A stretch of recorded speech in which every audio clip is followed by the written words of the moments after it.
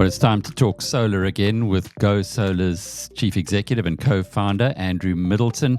Today we've got some practical insights for you on how to save money with your solar installation.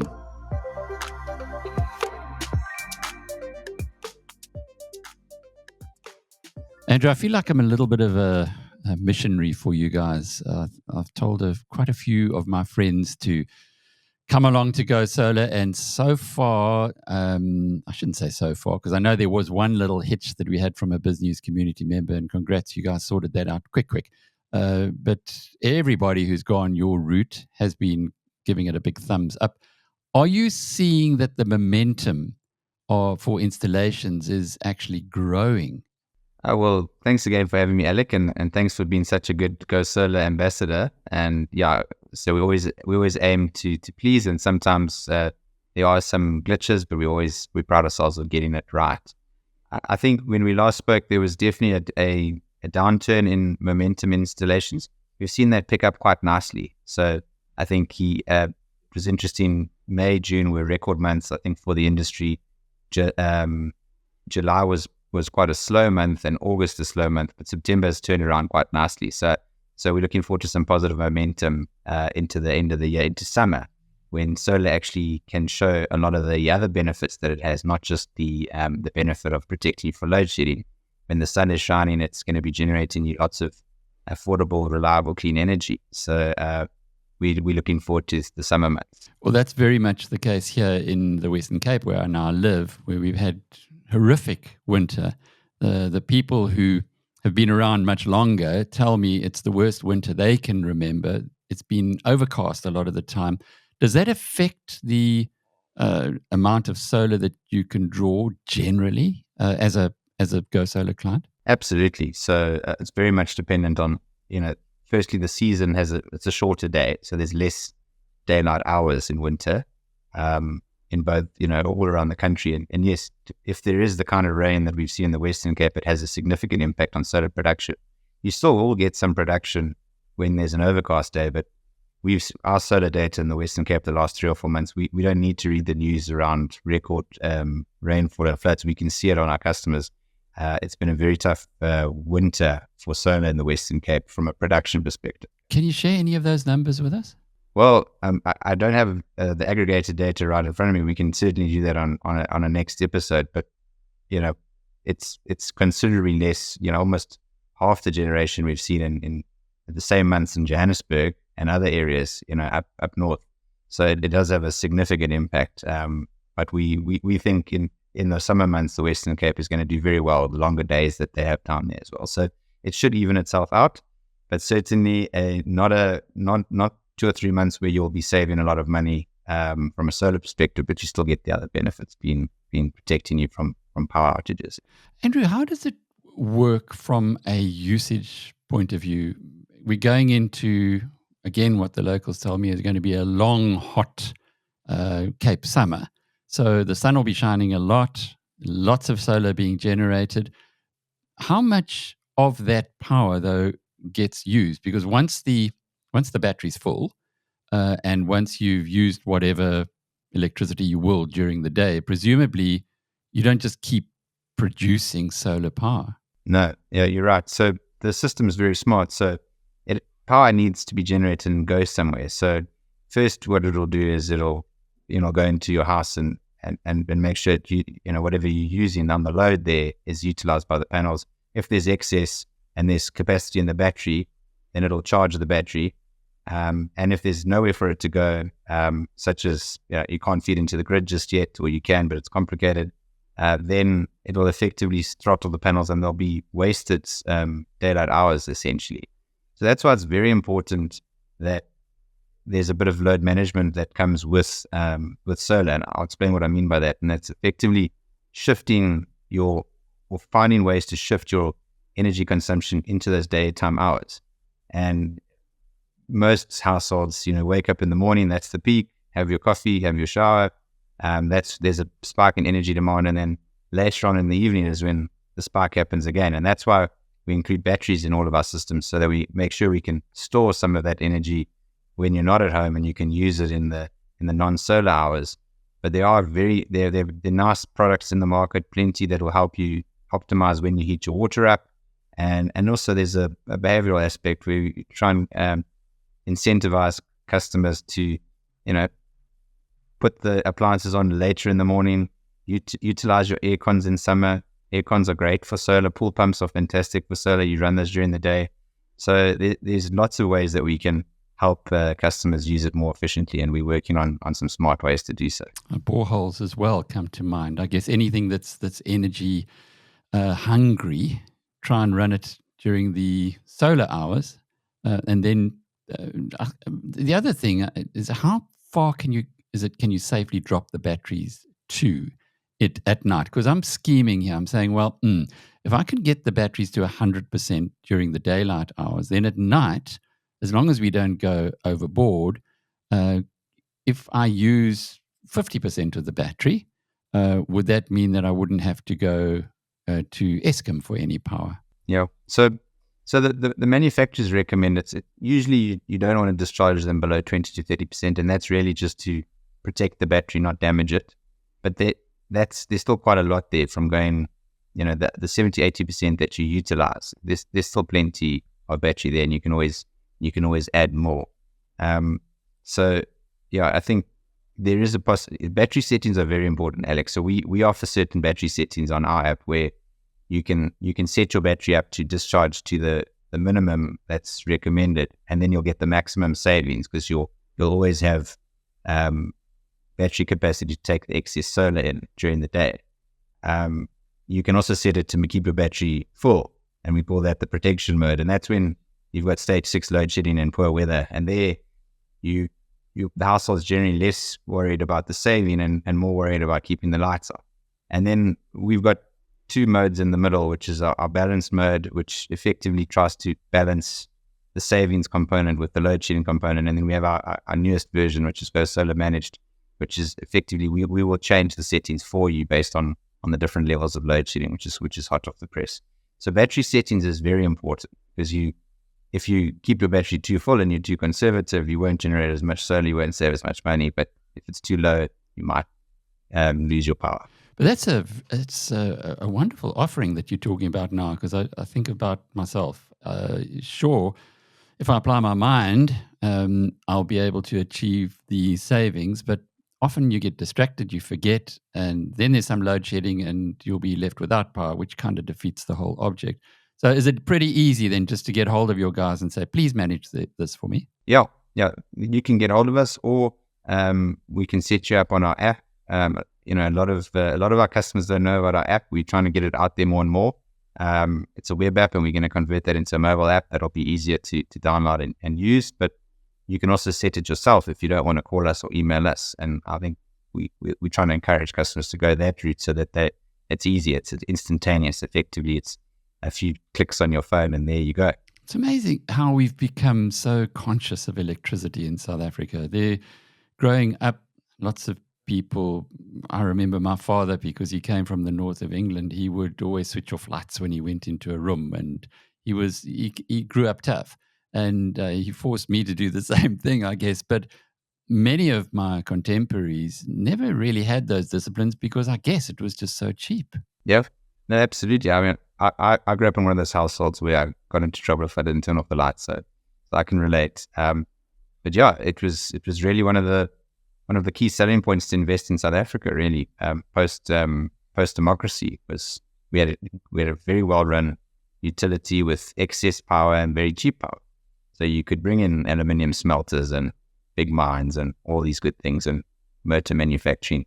So we need to get that back. And I think I'm very encouraged to see the generation capacity that's coming in from solar, wind, all sorts of fantastic new technologies. And we need to get our electrical power base back. We can't grow this economy without power. And households, we focus on the household side. It's difficult to live without power. It's impossible to live without power. So you have to make a plan. But on the broader economy side, we need more electricity. Well, we are certainly learning more and more. Let's just get into a little bit of the costs, and we've got a couple of graphs that your guys have very kindly put together for us. I'm going to hopefully be able to share this one with you. Okay, well, let's just talk about it and the cost comparison. Average cost per kilowatt hour in rands. When we look at this, we've got solar slightly more expensive than City of Cape Town or City of Johannesburg, but a lot cheaper than a generator. Just take us through this. Sure. So what we've done and tried to do here, we've put solar as, we've labeled it solar. We're effectively talking about a subscription solar solution, such as what we offer. If you did buy your own solar, you could also impute your own calculation in terms of your effective cost. And we've got a range there, so you can see there it's a R3.50 to R4 per kilowatt is the current range that we are producing at. The reason why there's that range is because of the first part of the conversation we spoke about. If you use your solar well, you should be getting it down to I'm as low as R3 per kilowatt. I've done a post on LinkedIn about this to show my own house is I'm down to R3 per kilowatt. So if you look at that range, it means City of Johannesburg, if you use your solar effectively, we're essentially at parity with City of Joburg. So right now, if you use your solar well, the incremental cost of a solar subscription doesn't cost you anything. You get it for free. And that's quite exciting. That's a really big news for Johannesburg. I'll talk about Cape Town now, which is even better news. But that's really, really exciting news for Johannesburg, because that means effectively solar is free. You get the benefits of load shedding going green, and you've got the hedge of the future prices. But you have to use it correctly, otherwise there's still that small premium. Next year, the regulators already announced 13% increases, so that'll push Johannesburg right past the parity mark. So then we can confidently say that solar used correctly will be cheaper. Cape Town is already through that parity mark. The highest tariff in Cape Town is already R4.20. So you should really be saving money in the city of Cape Town with your solar. Again, companies need to help consumers use it properly, make sure it's well set up, make sure it's clean. We'll talk about, I think, some of those tips at the end. But it's very important that it's used correctly and it's installed correctly and monitor it for you. If you do that, then you should be saving money. So I think that we're at a really, really exciting juncture for solar energy. There's been huge adoption on the basis of backup. And I think we're now going to start to see consumers shift towards it more as a cheaper, reliable source of energy, not just a load shedding. So it's very exciting times. On the right there, that's the diesel effective one, which is quite frightening. A lot of people still have their diesel generators, and they say to us all the time, I've spent this money on this diesel generator, I want to use it, it's capital I've used. I think what they don't appreciate is it's sunk capital, so you've spent it, you can't recoup it, and the marginal cost of electricity is 9 to 10 Rand per kilowatt hour. That excludes maintenance, and that excludes all the other intangible things like noise and keeping diesel and that inconvenience and hassle. I mean, that's quite, so it's twice as expensive as using the grid power, and it's almost 3 times as expensive as solar from a marginal cost perspective. So even if you have some capital into it, you really should not be generating power that way. It's just far too expensive, and diesel prices, as we know, are unfortunately going up and up and up. And your neighbors will be delighted if you actually get rid of your generator, because that is the one thing that you can't actually cost it out, the aggravation factor of the noisy guy next door. Then long term, and there's another lovely graph that your guys have put together for us. And you look here, your graph talks about over 20 years. How quickly, though, does a Go Solar subscription, and remembering for those who haven't really been following the story, that you install it, you guys pay for the installation, we rent it from you, and if you ever want to stop renting, you give it back to you. You have a deinstallation cost. How much is that, by the way? What would it typically cost to if I found a better alternative than Go Solar? It depends on the product, but it typically is between 17,000 Rand and up to 30,000 Rand. So a lot of people look at that and say that's quite a large number. And it is a large number for households. We do appreciate that. And we'll obviously look at ways where we can try and reduce those fees as and when we have the ability to. The reason why there's a deinstallation fee is because we offer that flexibility of month-to-month cancellation. So you can cancel. We can come in and bring in a team on site for a day, install it, and then you can deinstall a month, 2 months, a year later. So we don't charge for that team to come in initially and the team to come in and the components that get put on around the solar that we use. So a lot of the wires, a lot of the consumables can't be reused. And then there's a team coming to take it down. And we don't make any money out of the deinstallation fee. That's really just there so that we can recoup costs and we can take the asset and we can do something else with it. Yeah, fair enough. Okay, so let's have a look at that image. When does it start becoming a really good proposition? Well, yeah, I think what the first page hopefully shows is we think it's right now that it's a really good proposition, because we're really very much at parity point for Cape Town, and I would say for those that are using their solar efficiently in Joburg, we're at parity point, and we can do this analysis for a lot of the other cities, and we're very close to parity. So right now, we think it's a no-brainer. You're not paying more for your effective kilowatt of electricity, and you get all the other benefits. And as time goes on, and this just is an illustration, we've used some assumptions behind this. But as this goes on, we've assumed here that a solar subscription like Go Solar should be anywhere between 60 and 75% of your energy bill going forward. So we've used 65%, and that 65% escalates, at a low rate, at a CPI-linked rate. Whereas what we've seen with Eskom power over the last 10 years is that it's gone up double digits, sometimes 3 times that of inflation. So effectively, what this is trying to show is there's a hedge. Not only are you getting clean power and relief from load shedding, but your electricity bill with solar going forward over 10 to 20 years will start to compound. It obviously looks really good at the end, but right now we think it makes sense. Does it, or have you seen any benefit on the value of the properties where Go Solar's been installed?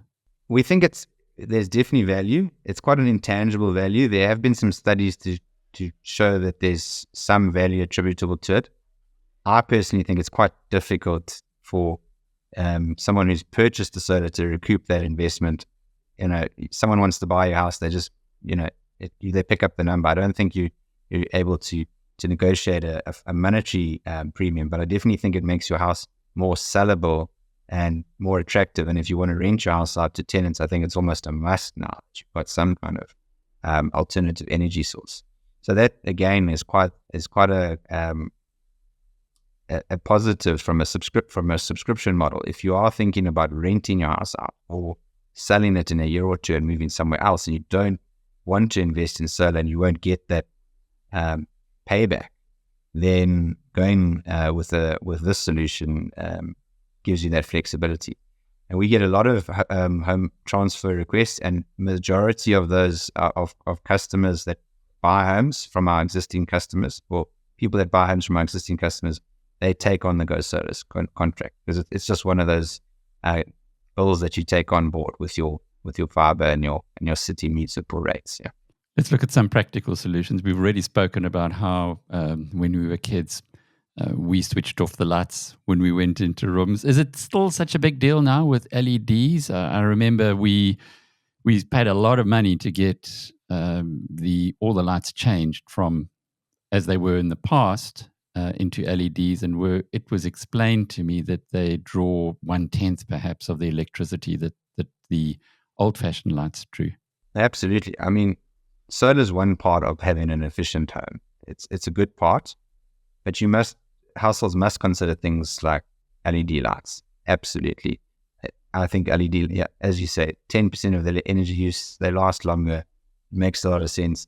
I still think you shouldn't just leave lights on for no reason, but LED lights are definitely a lot friendlier on the consumption. I think there's other useful tips.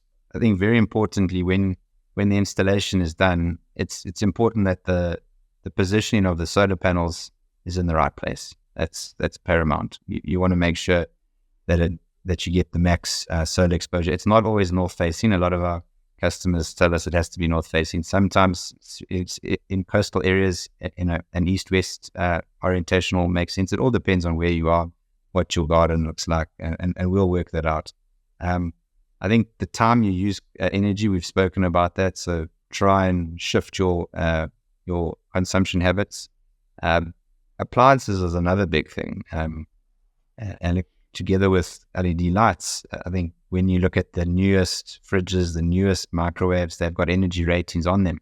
They have to show those energy ratings these days, and go for a high Energy Star rating. I think that's going to help with overall power saving needs. How does that work? Would you explain that, the Energy Star ratings? Is it a 5-star being a good one and a 1-star being a bad? Yes, yeah, absolutely. As simple as that. Yeah, exactly. So it's really just the more efficient they are, the less power they consume. And things are just getting better and better, all sorts. Yeah. But like aeroplanes, we remember that the airlines all try to upgrade to more modern aeroplanes because they use less fuel. Presumably it's the same thing with appliances. But should you be switching off appliances when they're not in use? Yeah, there's definitely certain things that you should switch off, because some do draw some power, and things like unplugging your cell phone charger, it does continue to pull power. They're not material drawers, but if you are looking to really, really save every last kilowatt, then yes, you can do those types of things. Using high Energy Star rated appliances also means we can put more on your solar system. So that's always the debate around non-essentials, essentials. What can I put on the solar? Because you're always limited by what the inverter capacity is. Now, if you have microwaves that pull less wattage, or kettles that pull less wattage, then we can put those on, and there'll be no concern of tripping. Another important piece is monitoring when you consume power, and when are your big power consumption events, and trying to see if there's any things you can improve. Most of the time, before a customer's got their solar, they're completely in the dark when it comes to when they use power. They just get their bill every month and they pay it. And, we all know there's issues with that too, with billing accuracy. The beauty of solar is it always comes with a monitoring app, and you can see when you're consuming, what were the good days, the bad days, when were the times where you can maybe consider shifting power. You can see you were generating power and you didn't have solar, so now you were using lots of grid and you were putting lots of battery.